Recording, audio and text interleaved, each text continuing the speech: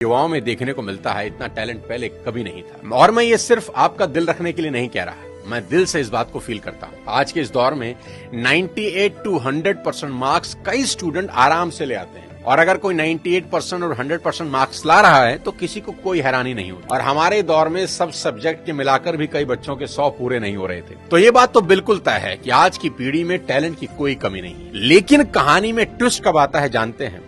जब बच्चे 14 से 20 साल की उम्र में होते हैं।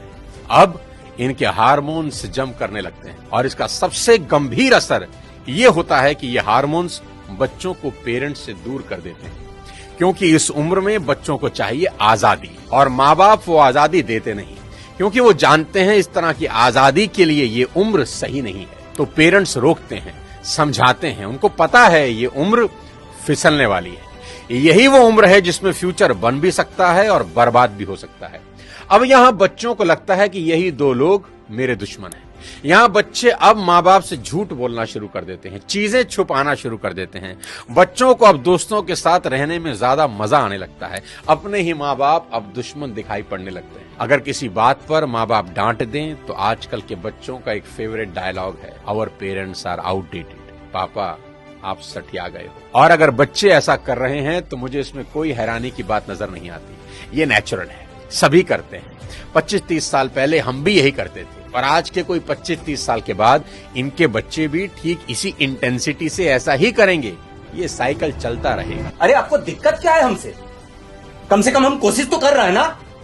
बाकी मोहल्ले के लौंडों के जैसे सड़क पे आवारागर्दी तो नहीं कर रहा है, लंठाई तो नहीं कर रहा है। पढ़ाई पे ध्यान दिए होते हैं तो अरे नहीं गया ध्यान पढ़ाई पे। एक और कहानी जो इस उम्र में होती है वो ये कि बच्चे अपने पेरेंट से अब नफरत करते हैं और दूसरे पेरेंट की बात खुशी खुशी सुन लेते हैं। यहाँ अपना ही एग्जाम्पल देता हूँ। आज बहुत लोग मेरी बात सुनते हैं और मानते हैं, दूर दूर से कंसल्टेशन लेने आते हैं, पर मेरी अपनी बेटी को समझाने में मेरे पसीने निकल जाते हैं। कपिल शर्मा के शो में आमिर खान का भी यही प्रॉब्लम है, जो उन्होंने बताया कि सभी स्टार्स के बच्चे अपने करियर की सलाह मुझसे लेने आते हैं, पर मेरे अपने बच्चे मेरी बात नहीं सुनते। बच्चे बात सुने या ना सुने ये मेरी प्रॉब्लम नहीं है, मेरी चिंता कुछ और है, वो बताता हूं आपको। अभी कुछ दिन पहले मैं एज अ चीफ गेस्ट अपनी बेटी के स्कूल में गया, जहां उनकी प्रिंसिपल ने मुझे इनवाइट किया। उनका कोई एनुअल डे प्रोग्राम था। मैंने वहां भी यही कहा कि मेरी चिंता बच्चों की परसेंटेज को लेकर कुछ ज्यादा नहीं है, क्योंकि पिछले 20 साल में कोई 200 से ज्यादा कॉर्पोरेट्स को मैं ट्रेन कर चुका हूं, और मैं जानता हूं कि स्कूल और कॉलेज में पढ़ाई जाने वाली 90% बातें जिंदगी में कहीं काम नहीं आती, और 90% बातें जो जिंदगी में काम आती हैं वो स्कूल और कॉलेज में पढ़ाई ही नहीं जाती। मुझे तो याद ही नहीं कि कब sine theta upon cos theta is equal to ten theta मैंने अपनी जिंदगी में कहीं इंप्लीमेंट किया। एज अ पेरेंट आज मेरी सबसे बड़ी चिंता